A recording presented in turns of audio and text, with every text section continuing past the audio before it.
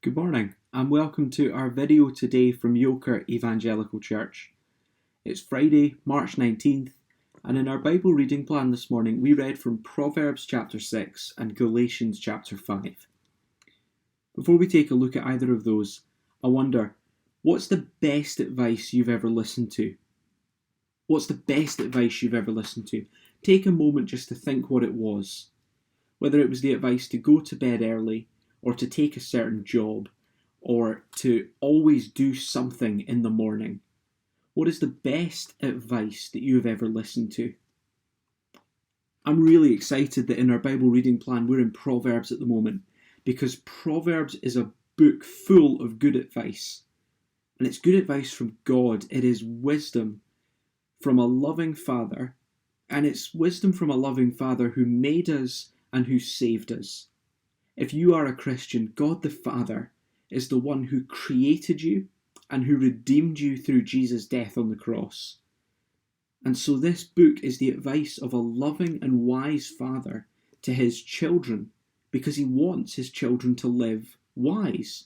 He wants us to make good decisions, to live well in light of what Jesus has done. And so we read many different illustrations to help us as we go through it. But there was one in particular from chapter 6 today that really struck me. It's a regular illustration from the book of Proverbs. It is the picture of the sluggard. The sluggard. Now, you've got to understand about the sluggard. If the sluggard in Proverbs was one of the Mr. Men or Little Miss characters, have you seen those little books? They've all got a different personality trait. If the sluggard was one of them, he would be Mr. Lazy. The sluggard is Mr. Lazy because he just lies around, he doesn't do any work, and he's always thinking about how he can get more rest. We meet him in verses 6 to 11 of chapter 6. And in verse 9, we find out exactly what he is all about. As God, who is speaking here, he challenges the sluggard with these questions. How long will you lie there, you sluggard? When will you get up from your sleep? We find that the sluggard is a man who is always sleeping, always trying to find ways not to do work. And yet in verse 10, he has excuses that we see. A little sleep, a little slumber, a little folding of the hands to rest. The sluggard's excuse for his lazy ways is simple. Oh, he'll have a little rest, he'll do a little of this, a little of that. The danger of the sluggard is that he busies himself doing lots of little things but doesn't really accomplish anything. Ends up justifying lots of time to rest and fold his hands and not do much. I feel this danger keenly for myself during lockdown, and I think other people are as well, as so many of the things that we were used to have been cut off to us for a whole year now. And many of us will have struggled simply with filling time well, and the temptation again and again has been, I'll just rest. I'll just fall back on treating myself, enjoying my time. I'm sure many of us have felt that. And the Father warns the sluggard of this danger. It's not lockdown specific, it's a danger throughout all of time.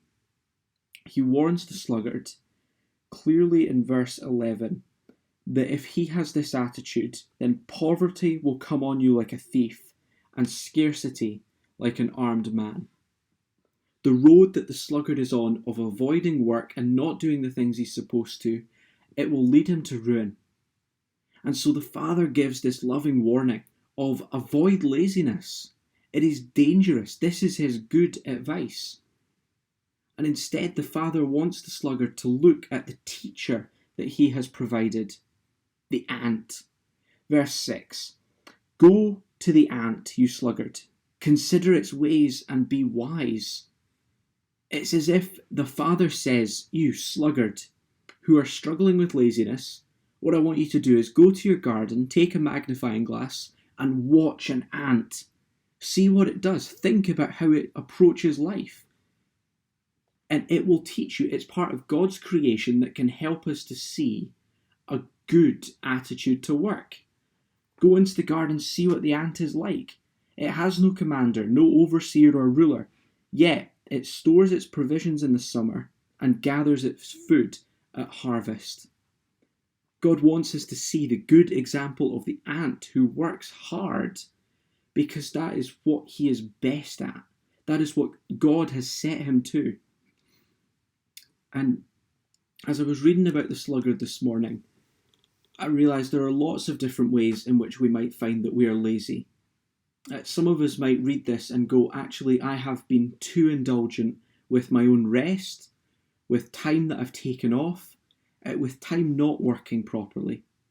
Some of us might read this and think, wow, in my job or at home, I really need to do more. I really need to step up. I'm in danger of being like the sluggard who folds his hands and doesn't do enough. I also think there's a danger thinking about our church vision and Jesus' words to his disciples that we could be lazy in making disciples. We could be like the sluggard who, instead of going and doing the job, folds his hands and kind of doesn't really do it. He knows it's important, but he struggles to get going.